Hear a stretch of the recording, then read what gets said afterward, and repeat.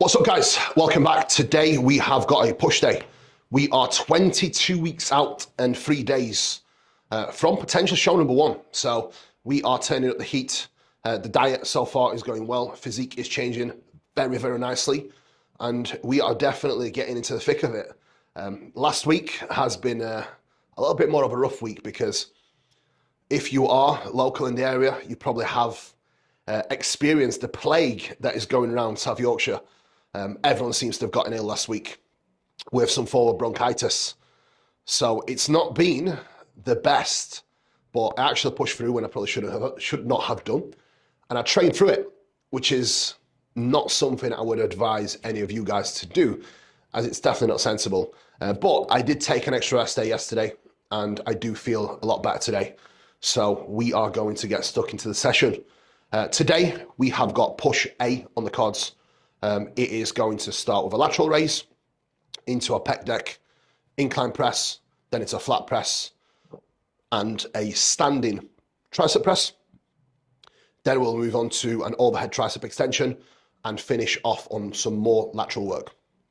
So I'm looking forward to showing you the session, guys, and I will actually cover what you can actually do to mimic this session as an alternative in any gym. So I am very much looking forward to it, guys. I'm definitely up for it, ready to go. I'm warm, especially in this room. It's an epic room for content, but it can get quite warm. And I do have Trained by JP Fleece, which is, again, quite warm. So I don't think I need a warm-up, guys. Anyway, I'm going to start my usual setup, which is a couple of sets of planks, and then get my nut in the game. And time to smash it, guys. Now, the approach that I always like to take when going into a diet phase, and that's where I do think a lot of people fall out of a logbook, is because they often try to take load progressions when they are coming down in body weight and when they are getting leaner. Your mission and your goal, as you diet, as you get lean, as you aim to get into gnarly contest condition, is to uphold the quality of your work in the gym. So your goal is maintaining your training performance. Your goal is doing the stuff that you have done your entire off season to have the ability to maintain the muscle mass that you've built your entire off season.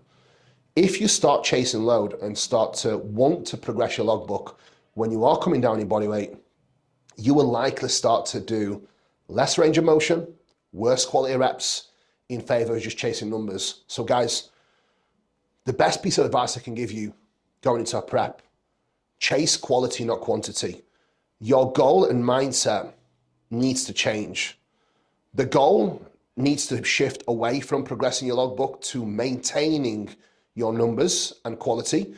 If it's there, take the progression. If it isn't, simply be happy and take a win out of progression. And your mindset also needs to shift in a way where you are celebrating having the ability to come into the session and keep repeating the quality sessions that you have been able to do your entire off season whilst getting leaner.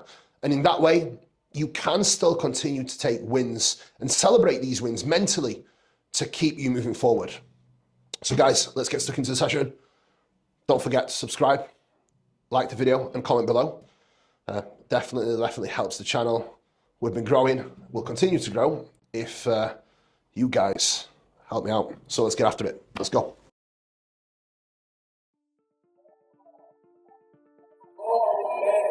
Right, boys, this is a test now.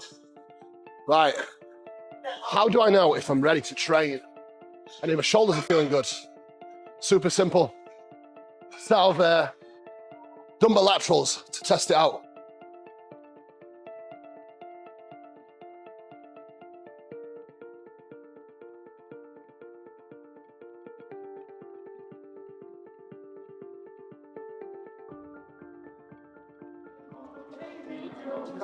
I need to clean my retainer. It's coloured from the interest. It looks like a yellow tee. That's why I don't have yellow teeth.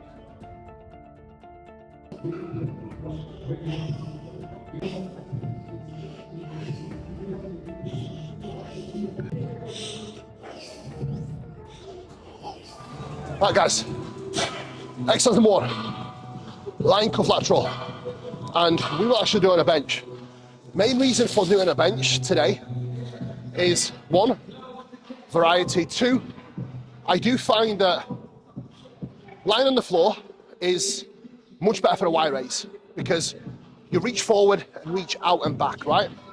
For a lateral, I much prefer laying on a bench because it gives me the ability to almost wrap myself around the bench and I can get more range of motion. So for me, preference is always the answer. As to questions I often get asked is why this or that. Simple. If you like the floor, do it on the floor. If you like the bench, do it on the bench. There's no rules to the game. And the same applies, guys, for rep ranges, which I'll cover in a little bit, as to what my opinion is and what rep ranges should be used to build the most muscle tissue. Because that's a very popular trend as of late. It's people doing a lot of low rep work, which I don't disagree with, but at the same time, I do not fully agree with. So I'm going to make you think on that one.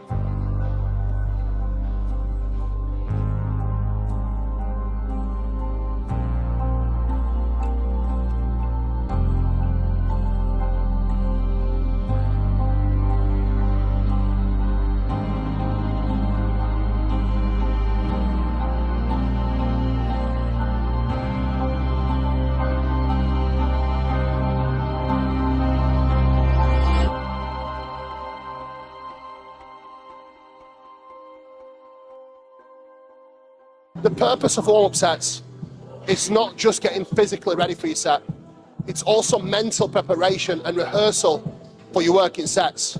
I use it as an opportunity to set my position, set my execution, and mentally go through the rehearsal process of what I'm about to do. And for isolation exercises, it's not quite as important, but for the big lifts, the heavy lifts, it's extremely important, not just to get a lot out of your set, but also injury prevention.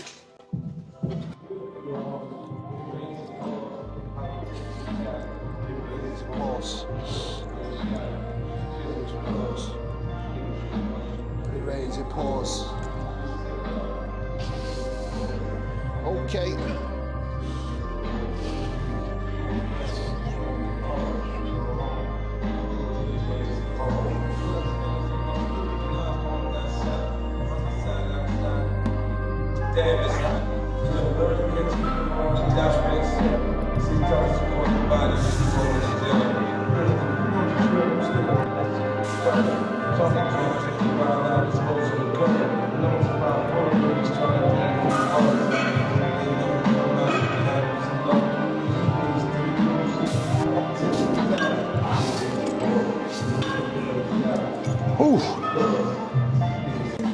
Right, guys and girls, let's talk a little bit about rep ranges. Success leaves clues. When you watch some of the greatest bodybuilders of all time training, the common theme that we see is the rep range sitting around 6 to 12, 15 reps. Jay Cutler, anything between 10 to 20 repetitions. Dorian Yates, 6 to 12. Now, in this day and age, guys, people like to follow trends, and it's not a bad thing. However, you have to understand that not everyone's the same. For some people, lower rep work will be immense. They will make tons of progress, they won't get injured. The stimulus to fatigue ratio will be amazing, where they get plenty of stimulus from it and very little fatigue. Other people, on the other hand, will likely do low rep work and be constantly injured and constantly under-recovered. So, simple guide to rep ranges is pick a rep range that you can progress safely over time. Pick a rep range that you can get a great connection with your muscle for entire set, and you can continuously repeat the exercises with progression and no excessive joint pain. It's as simple as that.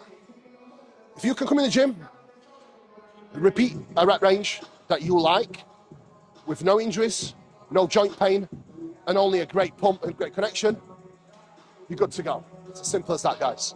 And the rep range that will likely work is somewhere between 6 all the way up to 20 reps. And guess what, guys? Different body parts may actually respond better to different rep ranges. So trial and error. Try low rep work, see if you like it. If you don't like it, try high rep work. And then guess what? You might land somewhere in between where you sit anywhere between 8 to 12 reps, and that's my preference. Right there. Here we fucking go. Here we fucking go.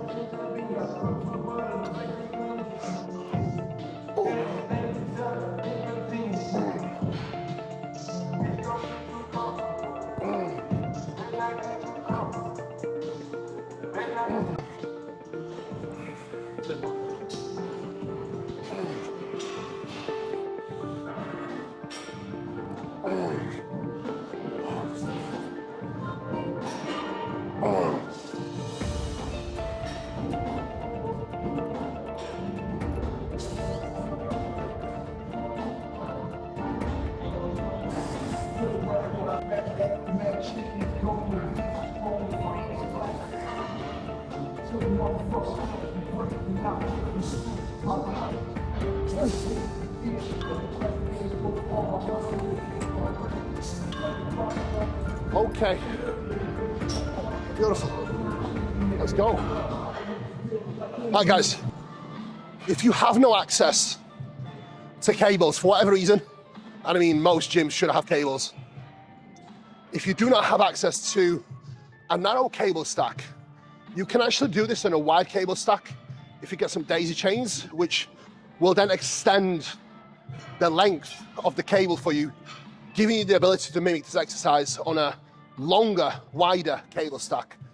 If you have no cables available to you, you can also do this exercise using dumbbells, standing. So standing number lateral, it's arguably just as good. For me, I prefer doing a movement that offers me an even resistance profile. So dumbbells have hardly any resistance here. They're super heavy here. Cables have an even resistance profile, which means that the tension is on the muscle from the very start. And if anything, when you set it up like this, it actually drops off a little bit in the shortened range where you are weaker. So if we was to choose, this is probably 2% better. But dumbbells are just as good, if that's the only option you have. Key, as always, guys, is progressing your lifts and giving the body a novel stimulus that it needs to adapt from to keep growing, keep getting bigger and stronger.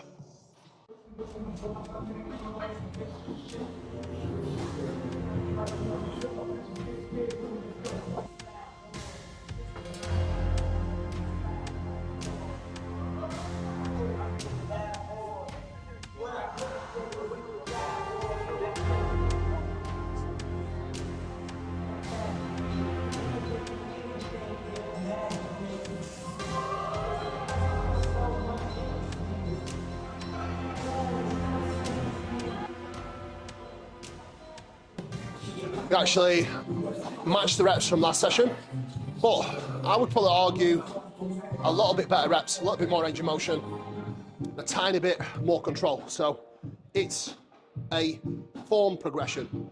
Now, the most underrated form of progression is improving your execution. That in itself, guys, will increase your training volume, will increase your stimulus, and improve what you're actually getting from that exercise and the load that you are using at that time. So do not just aim to improve your logbook or progress your logbooks, progress your lifts through extra load, extra reps. Sometimes a progression can actually come from adding just a little bit more range of motion or improving your exercise. This is why I do film a lot of my sets, is because I do like to analyze my training and see what can I do better this week to get more out of that exercise, because it's not physically possible to just indefinitely continue getting stronger, guys. If it was, we would all be deadlifting 550 kilo, but that's just not the case. We're not all at Eddie Hall, right? So pay note, guys, not all progression is created equal. Form progression is underrated. Form progression, you know the score.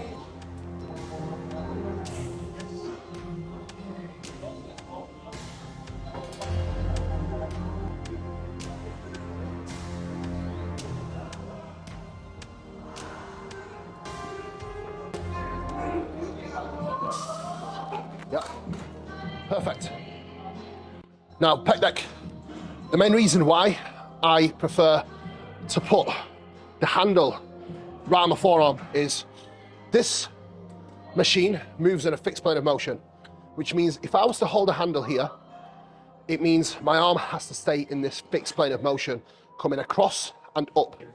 Now, for me personally, I feel like each time I grab this handle, I get a lot of bicep discomfort because I'm not actually able to rotate my arm into a comfortable position, a position that I am the strongest in, which is a little bit more internally rotated. So for me, I like to have some fat grips, place this on my forearm, and then this allows me to keep my arm relatively straight, allowing me to quite literally just come across and in and out, which means I am perfectly mimicking the function of pec, which is adduction and abduction of the upper arm.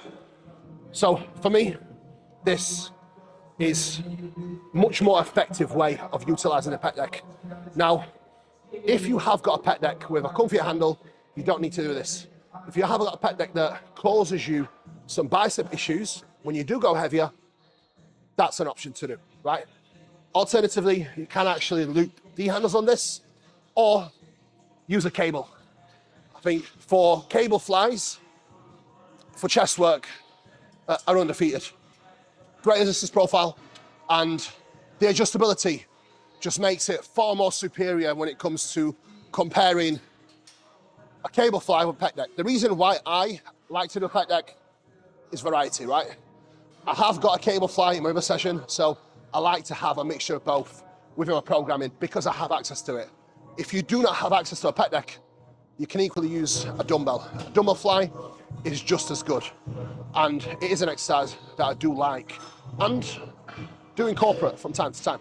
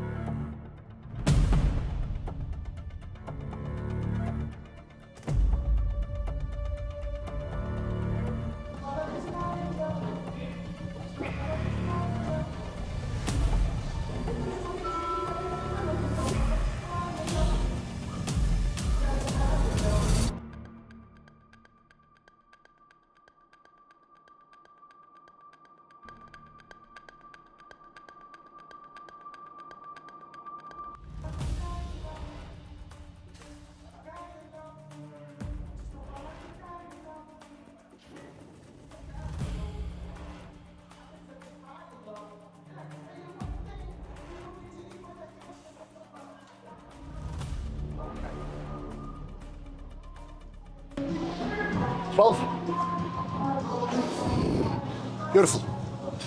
Okay. Always take your time between sets. The worst thing you can do is rush your sets. You have to be selfish with your time in the gym. It's my time.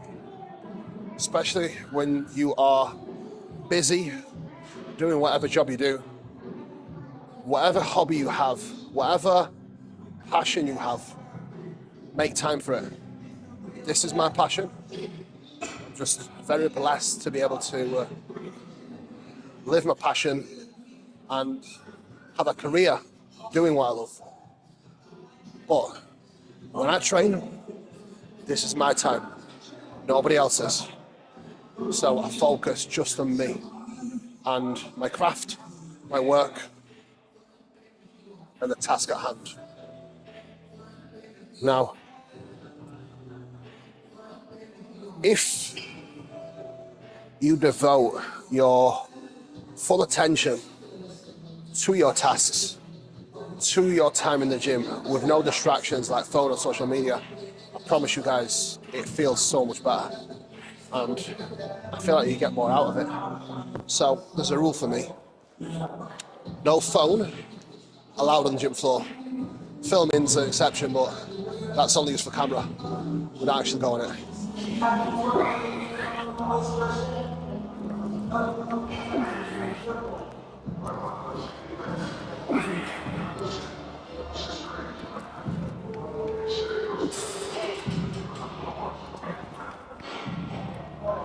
12.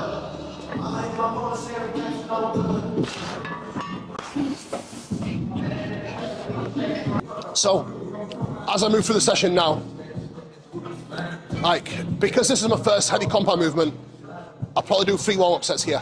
But next exercise, I'll literally do 1 rep of my working weight, and then I'll actually go into my working set.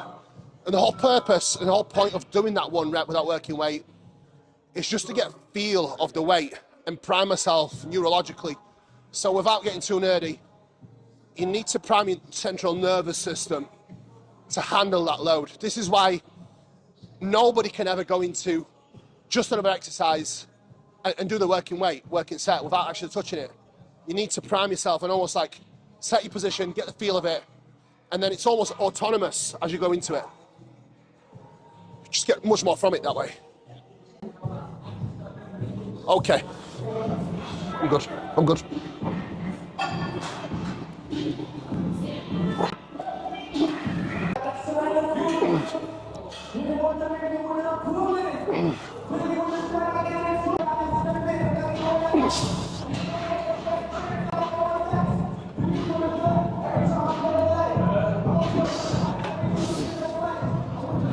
That's what I wanted. Perfect. Perfect. For me personally as well, I have always been able to press a lot of weight, but very often my triceps would take over. So personally, when it comes to pressing for me, a pec deck before a press is often a much better idea, just to keep the intent on my pecs.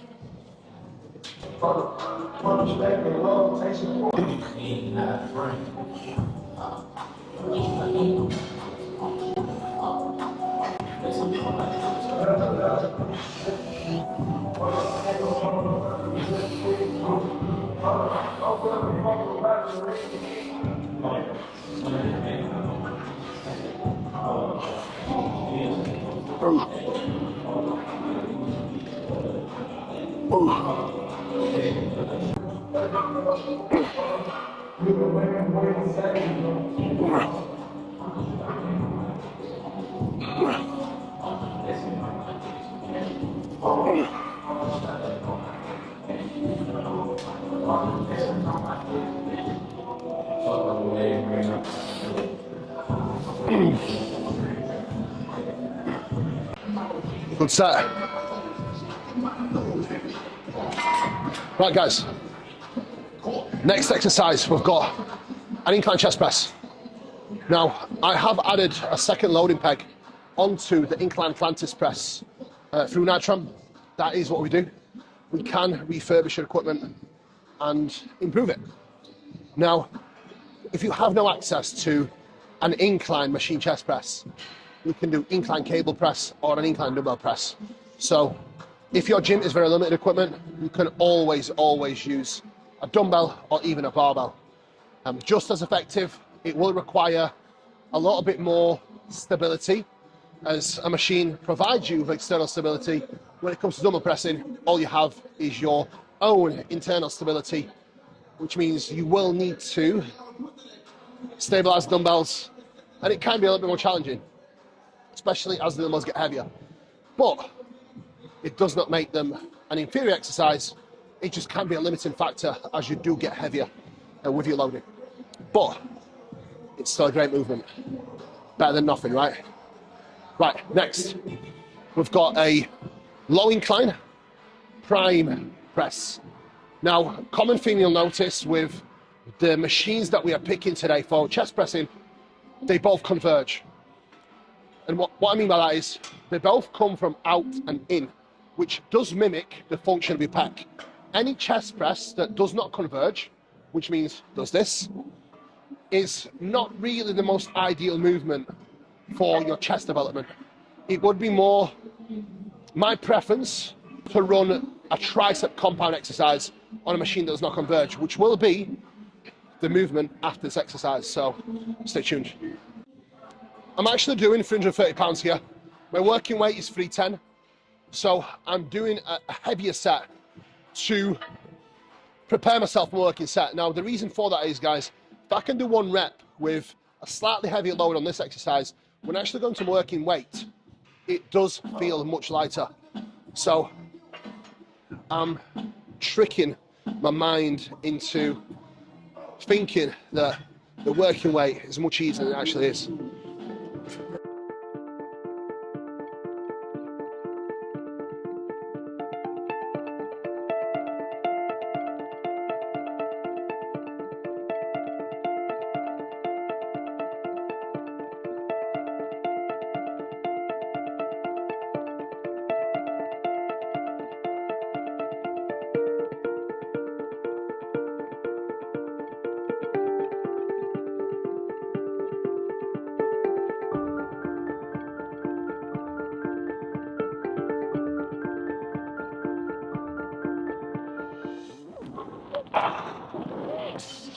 Oh, yeah.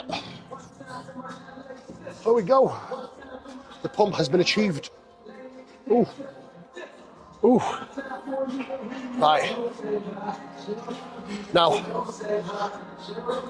like I mentioned earlier, it's very easy for me to turn any chest press into a tricep press. So I do have to be very intentional with what's actually moving the weight. Is it my chest? Is it my triceps? So when I do go into this exercise and the previous exercise, I'm actively trying to think about driving my upper arm across, jamming my bicep into the pec, as opposed to just pressing forward. Pressing forward is actually the function of your tricep because you're actually flexing and extending through your tricep when you press in this plane of motion. So you will get a little bit of pec motion, yes, but not quite as much as you do out of a press that converges and you actively cue driving that upper arm across. Next exercise is actually a standing chest press, but it's not a chest press, it's a tricep machine. So I will show you how to set that up and use it properly for its actual purpose. Good. Good. Start, come on.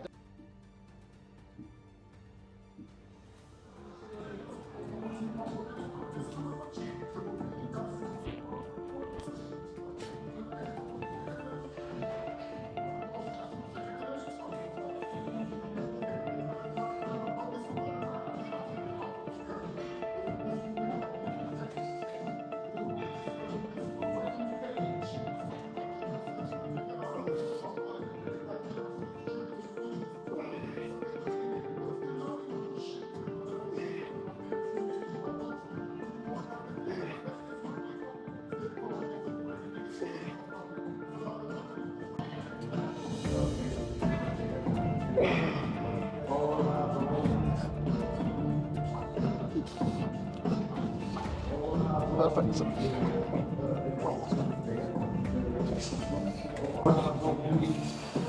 Next exercise is a narrow grip tricep bias press. Now, as much as you can try and bias the tricep, you will never be able to truly isolate your tricep on this exercise because it's a multi-joint exercise, which means it will involve your chest, shoulders, and tricep. This is why it makes the most sense to actually train push, which does involve your shoulders, chest, and tricep, as inevitably majority of compound exercises that you will do for your chest, shoulders, or tricep will involve all 3 body parts working in synergy together. So it does make sense to pair them up and train them all in one session. Push. So on this piece, guys, do not try to make it an isolation exercise because it's simply not. Focus on full range of motion, loading, and really being able to get the most out of this exercise through tucking your elbows in, again, shifting the execution that will be biased more towards your tricep, but making sure that you're actually capitalizing on a powerful position that allows you to get the most range, which will then inevitably tie in a little bit of your pec and shoulder into it, while still giving you juicy tricep gains.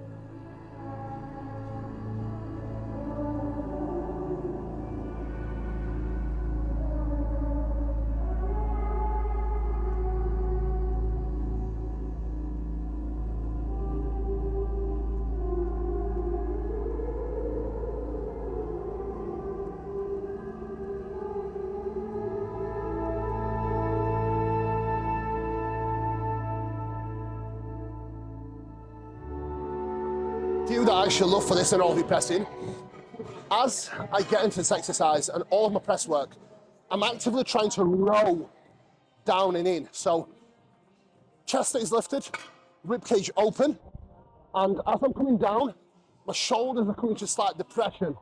Chest is lifted, and I row my arms down and in. This will actually give you much more range of motion safely.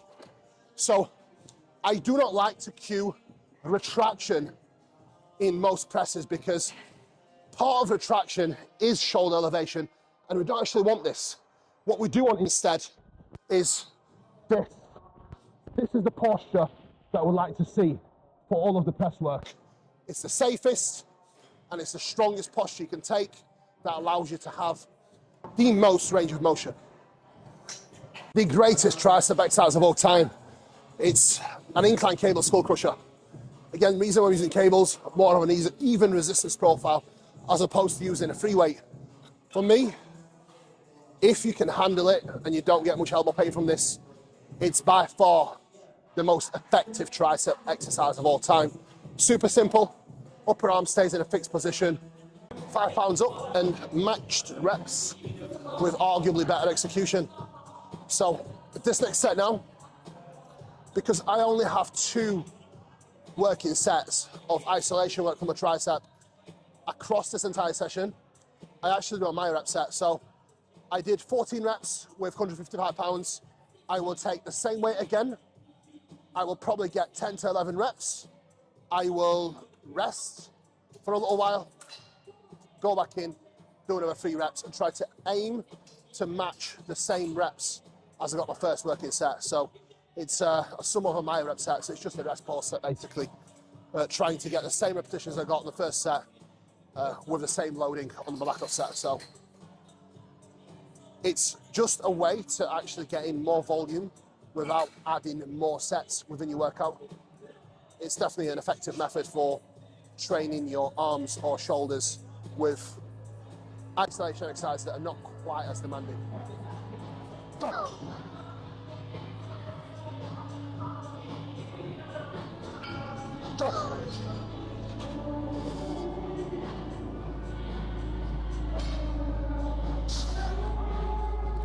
Yep.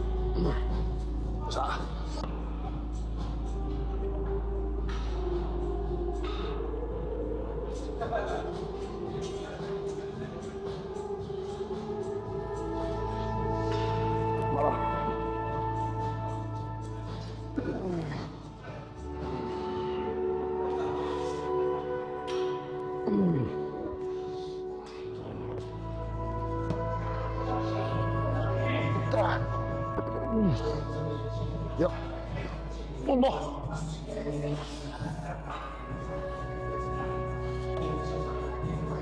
Final exercise, guys. We have got a machine side lateral. So let's get it. Mark has more tricep work because Mark needs more tricep and need more delt. So we do have slight differences within programming. This is where push-pull legs is extremely unique because the way you structure it can actually suit your needs much more than bro split, because how you design push-pull legs can vary massively. You can have more volume allocation towards body parts that you're looking to bring up, giving you more frequency and more overall volume across the week for that said specific body part, giving you more opportunity to actually improve it and grow. So this is where I think push-pull leg variations or upper-lower variations can actually shine in comparison to the bro split. As with the bro split, you only get to train your body part once per week. If you do have a lagging body part, the amount of volume that you would have to do for that body part in that one given day, it just wouldn't make it the most optimal or productive. Whereas if you split that volume up in half and train a body part twice per week, the quality of that volume, number of sets, actually increases. That's the whole point of higher frequency work with lower volume and spreading out into a push-pull leg or upper lower. Right guys, so if you have no access to cables again and you're unable to do EZ bar cable skull crusher, you can actually do the same exercise using dumbbells or a fixed bar. So you can mimic this just doing a free weight. Now, I have done an EZ bar free weight skull crusher for many, many years, and it still is one of my favorite exercises. So it's definitely worth implementing within your programming, especially if you have no access to cables. Now, next exercise, machine side lateral raise. Again, if you have no access to a machine, it's okay. If you have cables, do cables. You can do a single arm variation. You can do, again, lying variation or a variation on a bench. Using cuffs or D handles doesn't make much difference. And again, if you don't have a machine available, again, you'll have to resort back to dumbbells, right? Alternatively, if you already have dumbbells and you have no machines, no cables, you can actually use an upright row variation as an exercise for your side delt. It's not as good, in my opinion, but it will do the job if you have no access to equipment. So that is the whole session covered, guys, for you, with alternatives that you can use in a super, super basic gym. You're welcome. Now, as a way of giving back, subscribe to the channel.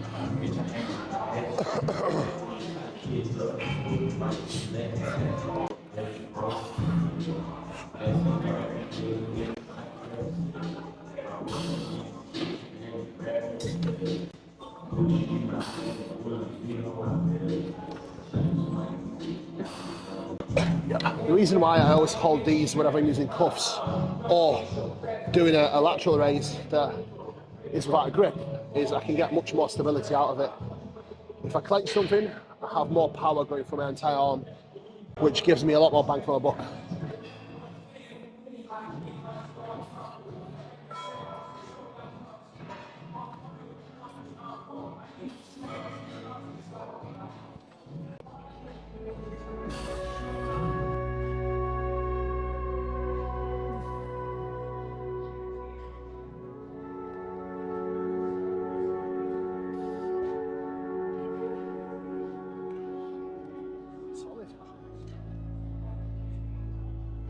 So why posing at 22 weeks out already post-workout? I have noticed as of late a lot of professional bodybuilders at the very top of the game having poor presentation in just the standard mandatories, never mind posing routine. Now, I pride myself on progress. I want to be a great athlete in and outside of the gym, and part of being a great athlete is doing the things that you do not necessarily enjoy. Being a bodybuilder means you have to pose. Being a bodybuilder means you have to do the things that are going to make you a better bodybuilder on and off stage. So posing is one of very, very many aspects of bodybuilding that I feel like is neglected by even guys at top of the game, and it shows. Now this year, my attitude towards prep is very different. I am prepping like this is my Olympia. I am prepping like I am going to the show to win. Having that mindset means every single box needs to be ticked like a champion. And regardless of me winning or not, I am going to step on that stage knowing that I have done everything in my power to bring my best package. And that includes posing. That is the small little details like even my tan, posing trunks. All plays a role. Don't be a lazy bodybuilder. Get on top of your shit, do your posing, tick the boxes with intent and mean intentions. If you're gonna do this, do it like you're gonna fucking win. There's winning in this game, guys, is out of our hands. But it doesn't stop you having the attitude and execution like you are going to win. Remember that.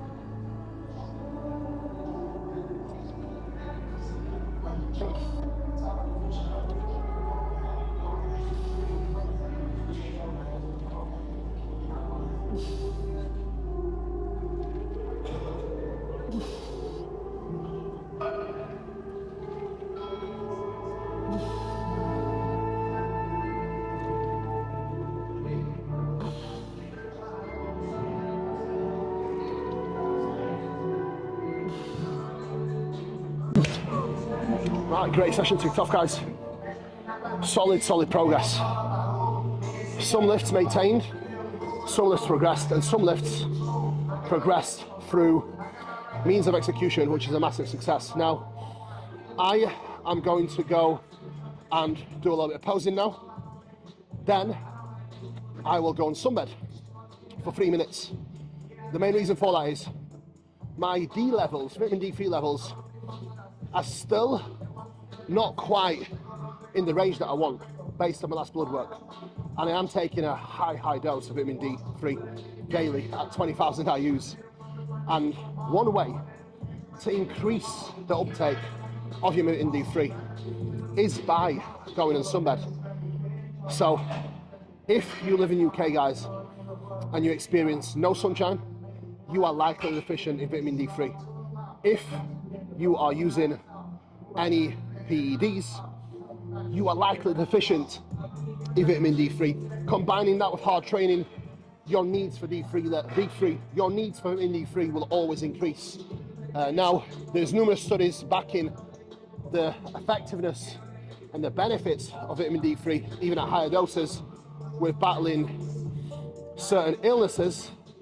So I do highly advise all of you using it, especially if you are from UK or any of the European countries where we sadly do not get much sunshine. So that is my tip of the day for you all to take away and utilize. Guys, thank you so much for today. If you need anything from Train by JP, including new clothing drop, trainbyjp.com, use my code Kuba10. I appreciate you all. Peace out and take care.